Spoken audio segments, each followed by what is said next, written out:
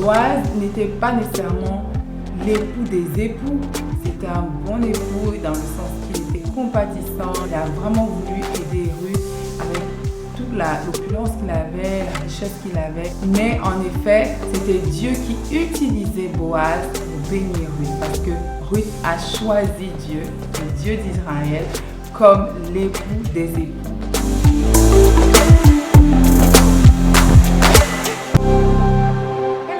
Welcome back to Home Building in Christ. Mon nom est Dr. Edaline Patricia Elfalo et j'ai l'honneur de vous accueillir ici à Home Building in Christ pour un autre épisode. Je suis aussi l'auteur du manuel du foyer qui est maintenant en vente sur Amazon si vous aimeriez l'acheter. Alors la dernière fois, nous avons commencé une nouvelle série qui s'appelle Les bâtisseuses d'antan, comment les femmes dans la Bible construisaient stratégiquement leur foyer. Et aujourd'hui, nous allons visiter le foyer de Ruth. À dans quelques instants.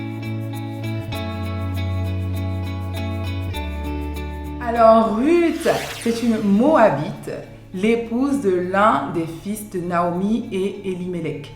Naomi et Elimelech ont quitté Bethléem pour aller s'installer à Moab. Ils avaient des enfants, donc leurs deux fils se sont mariés à des Moabites. Et une fois que Elimelech est décédé, 10 ans plus tard, ses deux fils décèdent aussi. Ruth et Orpa étaient les deux épouses de ces deux fils-là. Voilà donc que Ruth se retrouve dans une situation difficile où elle n'a plus d'époux, elle n'a pas non plus de beau-père parce que Elimelech est décédé. Gardez en tête que en ce temps-là, les femmes veuves étaient très exposées parce qu'en général, c'était les époux qui pourvoyaient pour leurs épouses. Et donc, être veuve voulait vraiment dire vivre un petit peu aux dépens de la société.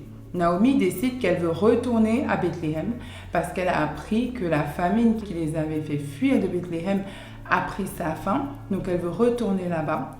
Et quand elle analyse la situation, elle se dit qu'elle ne peut pas vraiment demander à ses deux belles-filles de la suivre car elle ne peut pas pourvoir à leurs besoins financiers. Donc, elle leur demande de retourner à Moab et refaire leur vie, repartir vers leur Dieu et se remarier si possible. Sauf que Ruth n'est pas du tout d'accord. Nous allons voir quelle est la crise dans laquelle Ruth se trouve. On va l'identifier de plus près. Ruth fait face à une crise sur plusieurs plans. Premièrement, elle a perdu son époux, donc elle est veuve. Normalement, en tant que veuve, elle est libre de refaire sa vie. Sauf que Ruth, c'est une convertie. Elle a choisi, en fait, de suivre le Dieu d'Israël. Et retourner à Moab voudrait dire potentiellement abandonner ce Dieu-là. Ou tout au moins être challengée dans son aptitude à adorer ce Dieu-là, vu qu'elle serait loin de Naomi et qu'elle serait de retour dans la maison de ses pères avec les croyances de ses pères. Elle n'a pas non plus d'enfants. Quand on regarde aux traditions juives, elle est autour de la quarantaine, ce qui était mal vu en ces temps-là en fait, où des finances super limitées, plus de mari et pas non plus d'enfants. Ruth, en choisissant de retourner à Moab, elle mettrait en danger sa foi. Mais en choisissant d'aller avec Naomi, sa belle-mère, elle court le risque de vivre dans la pauvreté, ne jamais pouvoir se remarier et même être exposée aux railleries des Juifs. Parce que pour les Juifs, les Moabites étaient un peuple non respectable. Et lorsque Naomi insiste pour que Orpa et Ruth repartent dans leur pays, dans leur contrée, à Moab, Ruth refuse de repartir. Elle s'accroche à Naomi. On pourrait se demander, mais quelle est la stratégie à laquelle Ruth pense concernant la crise à laquelle elle fait face?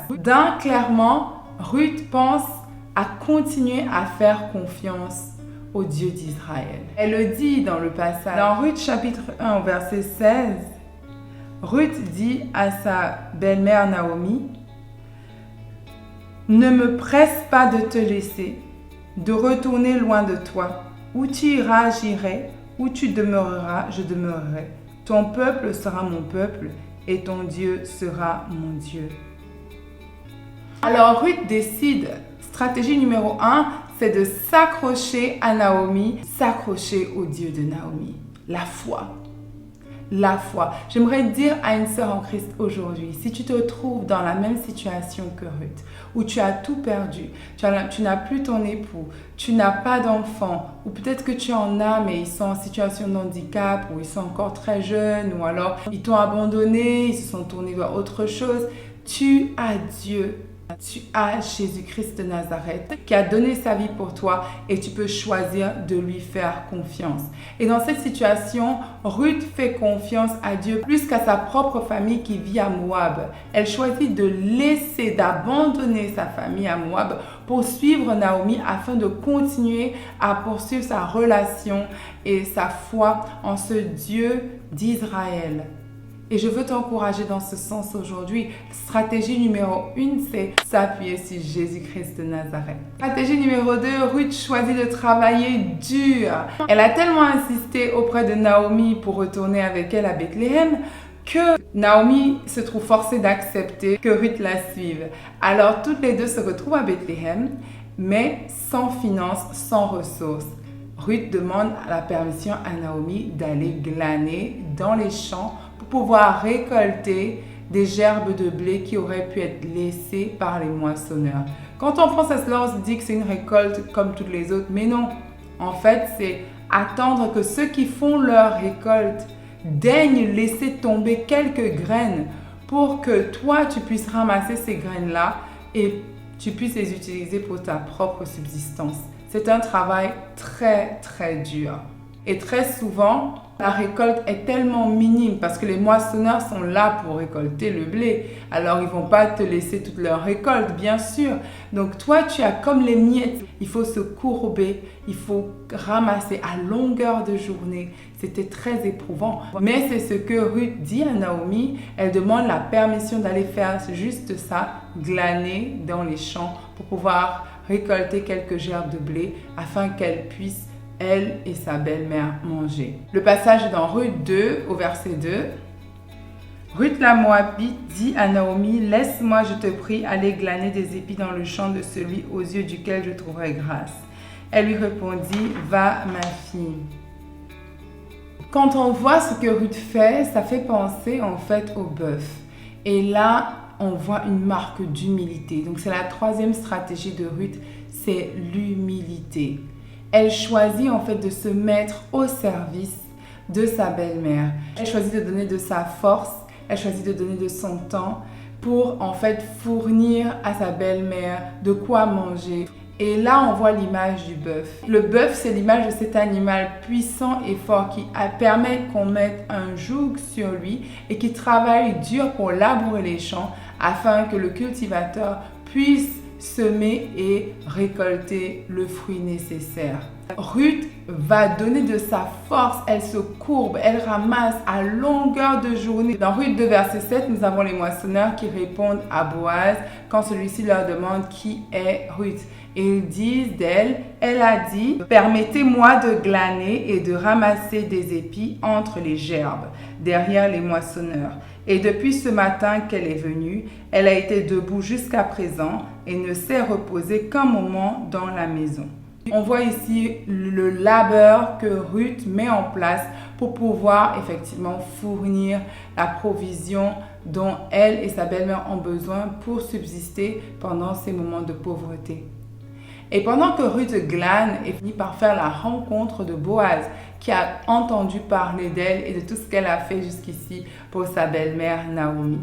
Donc Ruth refuse l'oisiveté. Elle refuse d'aller glaner dans les autres champs sur la base des conseils que Boaz lui donne et les conseils que sa belle-mère lui donne. Notre jeune veuve aurait fait autrement. Elle se serait dit peut-être, je suis libre en fait d'aller glaner où je veux. Après tout, je suis à la recherche d'un époux maintenant, je ne suis plus mariée. J'ai besoin de me remarier pour avoir l'opportunité d'une manne financière. Donc voilà, personne n'a à me dire où glaner. Mais je t'invite à vraiment suivre l'exemple de Ruth qui reste humble, obéissante et qui refuse l'oisiveté. Elle se met à l'œuvre, elle est au travail et elle se soumet. Malgré le fait qu'elle n'est pas tenue de se soumettre à sa belle-mère, c'est un choix qu'elle fait. La parole de Dieu est claire, nous sommes mariés tant que nous sommes en vie. Mais une fois que la mort sépare l'épouse et son époux, l'épouse ou l'époux est libre de se remarier. Et ce choix d'amour-là, cette manifestation d'humilité, ce refus d'oisiveté, ce choix de travailler dur vont porter du fruit. De telle sorte que quand Boaz rencontre Ruth, il est impressionné par sa réputation, déjà tout ce qu'elle a pu faire pour sa belle-mère, et par le fait que plus tard, quand Ruth vient le voir et lui demande de la racheter, Boaz est touché par sa démarche. Il lui dit « Waouh, ce que tu fais maintenant est encore plus impressionnant que ce que tu as fait jusqu'ici. Tu aurais pu choisir un homme plus jeune, qu'il soit riche ou pauvre, mais c'est moi que tu choisis. » La tradition juive dit qu'il devait avoir à peu près 80 ans. Il était avancé en âge. Mais Ruth a choisi d'écouter ce que sa belle-mère lui a dit, d'aller demander à Boaz de la racheter. Ce que Ruth a fait montrait donc la simplicité, l'humilité de Ruth et vraiment son désir de bénir non seulement Naomi, mais protéger aussi la descendance et l'héritage de Mahlon et d'Elimelech. C'est tellement beau en fait. Et pour cela, Boaz s'attelle effectivement à racheter Ruth. Il va aller voir le membre de la famille qui avait droit de rachat avant lui. Il négocie et entre-temps, Naomi dit à Ruth de garder son calme. Vous savez, en tant qu'épouse, en tant que femme au foyer, c'est tellement facile de s'agiter. Quand les situations sont difficiles ou alors lorsqu'on a l'impression de voir le bout du bout, on a l'impression qu'il y a une solution qui se présente, parfois on essaye d'aider Dieu, on essaye de mettre un peu de notre sel et d'ajouter un peu nos 2 ou 3 centimes pour faire avancer les choses. Et parfois le Seigneur vraiment nous demande de juste entrer dans le repos et d'attendre. Attendre que lui, il fasse les choses. C'est important de faire confiance à Dieu. Et dans cette situation, Naomi dit à Ruth, garde ton calme. Tant qu'il n'a pas résolu cette affaire, il ne se donnera pas de repos. Effectivement, Ruth attend et Boaz fait toutes les démarches nécessaires pour racheter Ruth. Et quand on voit ce que Ruth a fait en termes de foi, d'humilité, de service, d'amour, d'obéissance, on voit qu'il y a un fruit qui sort de cela. Boaz épouse Ruth et lorsqu'il va vers Ruth, Dieu permet que Ruth conçoive. Et Ruth conçoit et elle a un fils qu'elle nomme, que les femmes d'ailleurs autour d'elle nomment Obed, qui veut dire servant de Dieu. C'est tellement fort, c'est tellement beau parce que la stratégie que Ruth a mis en place a donné un beau fruit qui est le service à Dieu. Elle a cet enfant-là. La tradition juive suggère que Boaz est décédé le lendemain de sa nuit de noces. Si cela est vrai, cela voudrait dire que Boaz n'était pas nécessairement l'époux des époux. C'était un bon époux dans le sens qu'il était compatissant, il était aimant. Il a vraiment voulu aider Ruth avec toute l'opulence qu'il avait, la richesse qu'il avait. Il a béni Ruth. Mais en effet, c'était Dieu qui utilisait Boaz pour bénir Ruth parce que Ruth a choisi Dieu, le Dieu d'Israël, comme l'époux son époux à elle, à qui elle a fait confiance. Et lui, il a utilisé les circonstances autour de Ruth sur la base des actes qu'elle posait pour lui ouvrir des portes, en fait, et la bénir selon ses besoins. Alors, je veux dire à une femme aujourd'hui, quelle que soit la situation dans laquelle tu te trouves, que ce soit le veuvage, que ce soit la crise financière, que ce soit les limitations, que ce soit même des challenges au niveau de la belle famille, je t'invite à te poser sur l'histoire de Ruth. Et je t'invite à mettre en place la stratégie que Ruth a appliquée, entre autres, la foi en Dieu, le travail à la gloire de Dieu et par amour pour les autres, l'humilité, l'obéissance. Et tu verras le Seigneur se glorifier dans ta situation. Sur ce, nous sommes arrivés au terme de cette vidéo. N'hésitez pas à laisser des commentaires au bas de la vidéo. Si vous avez des besoins, des questions, même si c'est un besoin de prière ou d'encouragement, laissez un commentaire ou envoyez-nous un email à ephell7@gmail.com et nous ferons un plaisir de vous soutenir. Sur ce, ciao ciao et nous reverrons pour un autre épisode de Home Building où nous parlerons de la bâtisseuse. Esther.